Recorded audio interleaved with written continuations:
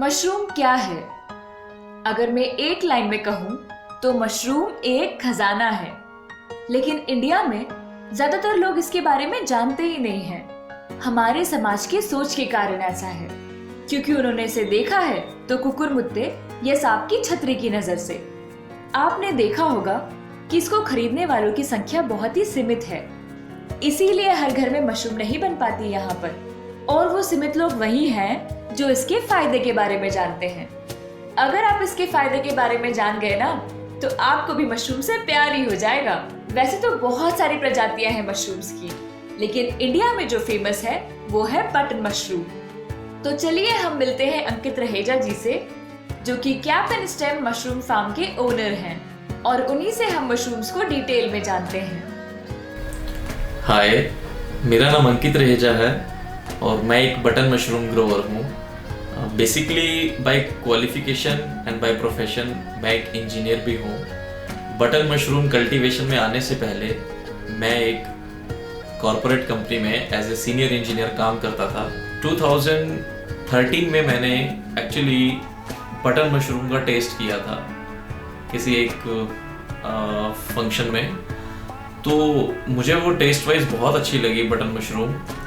तो फिर मैंने इसको बटन मशरूम के बारे में गूगल पे सर्च किया कि आखिर ये बटन मशरूम है क्या, इसका सोर्स क्या है, क्या न्यूट्रिशंस हैं। तो जैसे जैसे मैं इसको गूगल पे सर्च करता गया मेरा इंटरेस्ट बढ़ता गया, मेरी क्यूरियोसिटी जागी, क्योंकि इतनी चीज़ें होने के बाद, इतने बेनिफिट्स होने के बाद, इतना बढ़िया टेस्ट होने के बाद, इतना डिलीशियस होने के बाद हम लोग इसे यूज़ नहीं कर रहे हैं, इसे कंज्यूम नहीं कर रहे हैं।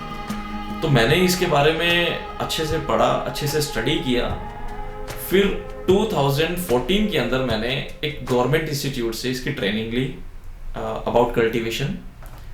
ट्रेनिंग लेने के बाद मैंने सीजनली प्रोजेक्ट एस्टैब्लिश किया इन द मंथ ऑफ सितंबर से लेकर मार्च तक वो मेरा प्रोजेक्ट रन किया मैंने, और उसमें मेरे को एक हद तक कामयाबी हासिल हुई। मैं चाहता था कि ये 12 महीने बटन मशरूम अवेलेबल रहे।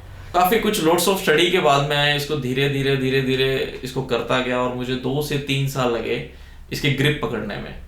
तो जैसे मैंने इसकी ग्रिप पकड़ी, उसके बाद मैंने अपने चैम्बर्स का मल्टीप्लिकेशन शुरू कर दिया। पहले मेरा चैम्बर 1 था, फिर मैंने 2 किए, फिर मैंने 3 किए। तो आज मेरे पास 5 चैम्बर्स हैं 25 टन कैपेसिटी के, और मेरी खुद की ही कंपोस्टिंग यूनिट है। पहले मैं कंपोस्ट परचेज करता था, आज की डेट में मैं कंपोस्ट सेल करता हूँ। अब मैं आपको इसके बेनिफिट्स के बारे में अवेयर कराता हूँ।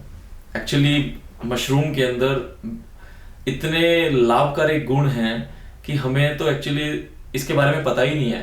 जैसे किसी एक प्रेग्नेंट वुमेन को प्रेगनेंसी के टाइम पे जिंक और कैल्शियम, फॉलिक एसिड्स, इसके कैप्सूल दिए जाते हैं डॉक्टर के प्रिस्क्रिप्शन के द्वारा। तो वो एक आपका आर्टिफिशियल सोर्स है इन चीज़ों को बूस्ट करने के लिए। जो मशरूम है हमारी बटन मशरूम, इसके अंदर फॉलिक एसिड भी पाया जाता है, इसके अंदर आयरन भी पाया जाता है, इसके अंदर विटामिन डी भी पाया जाता है, जो एक सनलाइट के अंदर होता है डायरेक्ट रूप से। सनलाइट के बाद डायरेक्ट रूप से विटामिन डी हमारा बटन मशरूम में मिलता है। और इसके अंदर सेलेनियम होता है, जो कैंसर से फाइट करने के लिए हमारे सेल्स को पुश ऑन करता रहता है। इसके अंदर पोटेशियम मिलता है, बनाना से ज़्यादा पोटेशियम इसके बटन मशरूम के अंदर एक्चुअली पाया जाता है। तो बटन मशरूम के अंदर ना जाने और कितने गुण हैं जिससे हम भी एक्चुअली अपरिचित हैं। तो इसी वजह से बटन मशरूम सब्जियों के अंदर, अगर मैं कहूँ नॉर्मल भाषा में, कि सब्जियों के अंदर ये एक्चुअली किंग के रूप में ही मानी जाती है बटन मशरूम। बट अनफॉर्चुनेटली हमारे देश में लोगों को ये पता ही नहीं है कि बटन मशरूम में होता क्या है। इसी वजह से इसकी कंजप्शन बहुत कम है हमारे देश के अंदर। तो मेरी ख्याल से अगर हमें ये पता होगा कि बटन मशरूम एक्चुअली हम किस लिए खाएं, किस लिए इसका उपयोग किया जाए, मेरी ख्याल से कोई भी ऐसा घर नहीं होगा जहाँ पे वीक में 2 या 3 दिन बटन मशरूम की कुकिंग ना हो। कई लोगों के मन में यही वहम है कि ये कुकुर मुत्ता है, ये सांप की छतरी है। तो जस्ट जोक अपार्ट, मैं आपको ये बताना चाहूँगा कि सांप की छतरी को उगाने के लिए कितने एफर्ट्स किए जाते हैं। अगर आप इसे सांप की छतरी बोलते हैं। एक्चुअली सांप की छतरी है नहीं, जोक्स अपार्ट, बट मैं आपको बताना चाहूँगा कि ये एक्चुअली ग्रो होती कैसे है। बेसिकली जो आप सांप की छतरी और कुकुरमुता की बात करते हैं, ये पॉइजन मशरूम बोलते हैं इन्हें। इसकी वजह से हमें फूड पॉइजनिंग हो सकती है, वोमिटिंग हो सकती है, but in case of button mushroom ऐसा कुछ भी नहीं है। This is totally different from कुकुरमुता एंड ये सांप की छतरी वट जो लोग कहते हैं। इसे ग्रोइंग प्रोसेस मतलब इसका इतना वास्ट है, इतना टिपिकल है कि आप लोग खुद ही जान के हैरान हो जाएंगे कि इतने एफर्ट्स करने के बाद ये हमारे हाथ में आती है। तो इसीलिए इसके बेनिफिट्स इतने ज़्यादा हैं। अब मैं आपको इसके प्रोसेस के बारे में समझाता हूँ। एक्चुअली बटन मशरूम ग्रो करने के लिए हमें कंपोस्टिंग बनानी ज़रूरी होती है। जैसे हमें नॉर्मल गेहूं और धान की खेती के लिए हमें नॉर्मल अर्थ की रिक्वायरमेंट है, सॉइल की रिक्वायरमेंट है, ऐसे ही जो इसकी सॉइल है जिसमें से ये न्यूट्रिशन फीड लेता है, तो उसे हम बोलते हैं कंपोस्ट। तो कंपोस्ट बनाने के लिए हमें सबसे पहले कंपोस्ट के लिए बेस मटेरियल की ज़रूरत पड़ती है। बेस मटेरियल हम व्हीट स्ट्रो मतलब गेहूं का तूड़ा, पैडी स्ट्रो जो धान का जो तूड़ा रहता है, और शुगर केन बगास जैसे ये गन्ने की खोई जिसे हम बोलते हैं, या मस्टर्ड हस्क जिसे हम सरसों की तूड़ी बोलते हैं। तो ये हम as a base material use कर सकते हैं। पहले हम इसकी प्री वेटिंग करते हैं बेस मटेरियल की। जब ये अच्छे से गीला हो जाता है तो गीला होने के बाद फिर हम इसके इंग्रेडिएंट्स को मिक्स करके इसके मिक्सिंग करते हैं बहुत अच्छे से। मिक्सिंग इसकी इस तरीके से की जाती है कि भूसे के हर तिनके के साथ हर इंग्रेडिएंट एक्चुअली मैच कर जाए, मतलब मर्ज हो जाए, अच्छे से मिक्स हो जाए। जो आप मेरे पीछे देख रहे हैं ये फर्मेंटेशन चैम्बर है, फेज़ 1 बोलते हैं इसे, बंकर भी बोलते हैं। तो हम जब मिक्सिंग करते हैं, मिक्सिंग करने के बाद हमारा फर्स्ट प्रोसेस जो रहता है वो बंकर की फिलिंग रहता है। हम सारे मटेरियल को मिक्स करके बंकर के अंदर फिल करते हैं। फिर हम एक ऑप्टिमम टेम्परेचर इसका देखते हैं। इसके अंदर थर्मामीटर सेंसर लगाया जाता है। तो इसका टेम्परेचर करीबन हम ये मान के चलते हैं 80 आवर्स के अंदर 80 डिग्री टेम्परेचर तक ये रीच करना चाहिए। अगर वो 80 डिग्री टेम्परेचर तक रीच करता है, इट मीन्स हमारे कंपोस्ट का जो इंग्रेडिएंट्स जो रेशो है वो एकदम परफेक्ट है। तो हम जैसे आज हमने इसके अंदर फिलिंग किया, 1 डे का हम रेस्ट देते हैं, फिर हम इसको बंकर शिफ्टिंग करते हैं। तो इसको बोलते हैं हम टर्निंग फर्स्ट। तो टर्निंग फर्स्ट करने के बाद फिर हम उसे 1 दिन का रेस्ट देते हैं। फिर हम सिमिलरली टर्निंग फर्स्ट की तरह टर्निंग सेकंड करते हैं। फिर हम टर्निंग सेकंड के बाद हम सिमिलरली 1 दिन का रेस्ट देते हैं। फिर हम थर्ड टर्निंग करते हैं। तो 3 टर्निंग कंप्लीट होने के बाद इसका जो टेम्परेचर है वो 80 डिग्री सेल्सियस से ग्रेजुअली डाउन आना शुरू होगा। जैसे ही वो less than 70 degree Celsius temperature हमारे मीटर में शो करेगा, इट मीन्स वो फेज़ 2 में यानी पाश्चराइजेशन चैम्बर में जाने के लिए तैयार है। ये पाश्चराइजेशन चैम्बर है। तो इसके अंदर हम क्या करते हैं, टर्निंग्स कंप्लीट होने के बाद हम इसे कंपोस्ट को पाश्चराइजेशन चैम्बर में शिफ्ट करते हैं। पाश्चराइजेशन चैम्बर में शिफ्ट करने के बाद हम कंपोस्ट का सबसे पहले 8 से 10 घंटे तक लेवलिंग करते हैं, ताकि कंपोस्ट का ऊपर से लेकर नीचे तक, आगे से लेकर पीछे तक सारा टेम्परेचर सेम कंडीशन में आ जाए। तो लेवलिंग कंप्लीट करने के बाद हम इसे पाश्चराइजेशन स्टेज पे लेके जाते हैं। पाश्चराइजेशन स्टेज के लिए जो टेम्परेचर रहता है वो 57 डिग्री सेल्सियस से लेके 59 डिग्री सेल्सियस ऑफ एयर। हम एयर का टेम्परेचर 57 से 59 डिग्री सेल्सियस रखते हैं, और कंपोस्ट का temperature by default 2 degree plus रहता है। मतलब अगर 57 डिग्री एयर होगा तो कंपोस्ट का टेम्परेचर 59 डिग्री होगा। अगर एयर का टेम्परेचर 59 डिग्री होगा तो कंपोस्ट का टेम्परेचर 61 डिग्री होगा। तो हम इसे 7 to 8 आवर्स तक हम इसे पाश्चराइज करते हैं। पाश्चराइजेशन करने के बाद हम इस जो एयर का हमारा टेम्परेचर 57 से 59 डिग्री सेल्सियस है, इसे हम धीरे धीरे 1 डिग्री सेल्सियस पर आवर हम इसे डाउन लेके जाते हैं। जैसे ही वो 51 डिग्री सेल्सियस का हमारा एयर का टेम्परेचर आता है, उस स्टेज को हम कंडीशनिंग स्टेज बोलते हैं। हम फिर 72 आवर्स तक 48 डिग्री सेल्सियस से लेकर 51 डिग्री सेल्सियस तक टेम्परेचर हम मेंटेन करते हैं। By introduce of fresh air. जैसे हम उसकी 72 आवर्स की हम उसकी कंडीशनिंग कंप्लीट करते हैं, उसके बाद हम टेम्परेचर को धीरे धीरे डाउन ला के उसका कूल डाउन करते हैं।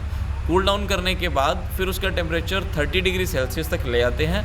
उसके बाद वो हमारा जो कंपोस्ट है वो स्पॉन के लिए रेडी है। तो आपने देखा फेज़ 1 एंड फेज़ 2 प्रोसेस। उसके बाद हमारा फेज़ 3 प्रोसेस होता है जो कि ग्रोइंग प्रोसेस है। हम इसमें क्या करते हैं, फेज़ 2 कंप्लीट होने के बाद हम स्पॉनिंग करते हैं। स्पॉनिंग में मतलब कंपोस्ट के अंदर बीज को मिलाया जाता है। एक्चुअली बीज को मशरूम कल्टीवेशन के अंदर स्पॉन नाम से बुलाया जाता है, पुकारा जाता है। तो स्पॉन बोलते हैं हम बीज को। तो हम उसकी स्पॉनिंग करते हैं, मतलब एक 10 किलो का बैग बनाया जाता है। उस बैग के अंदर हम स्पॉन को मिक्स करते हैं। मिक्स करने के बाद बैगों को सील्ड किया जाता है एयर टाइट, और हम उनको चैम्बर में डालते हैं, ग्रोइंग चैम्बर में। तो ग्रोइंग चैम्बर में जाने के बाद वो 11 से 12 दिन तक वो एक सर्टेन टेम्परेचर पे रहते हैं। उसमें हमारा कंपोस्ट का टेम्परेचर 25 डिग्री सेल्सियस से लेकर 27 डिग्री सेल्सियस तक रहता है, बैग्स का टेम्परेचर। इस स्टेज को हम बोलते हैं स्पॉन रनिंग स्टेज। तो 11 से 12 दिन हमारा स्पॉन रन होता है, और इस टाइम पे हमें जो CO2 का लेवल चाहिए होता है वो 10,000 ppm से लेकर 12,000 ppm तक हमें इसका CO2 रिक्वायर्ड होता है, और ह्यूमिडिटी हमें 95% रिक्वायर्ड होती है।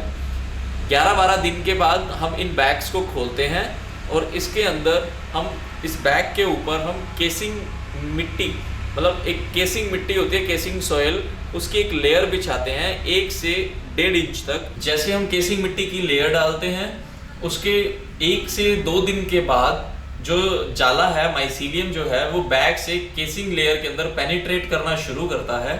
तो तकरीबन 1 वीक तक वो पूरा जो हमारा केसिंग सॉइल है वो बिल्कुल वाइट हो जाती है। मतलब वाइट होने का मतलब ये है कि माइसीलियम उसके अंदर सारा रन कर जाता है। इस प्रोसेस को हम बोलते हैं केस रन।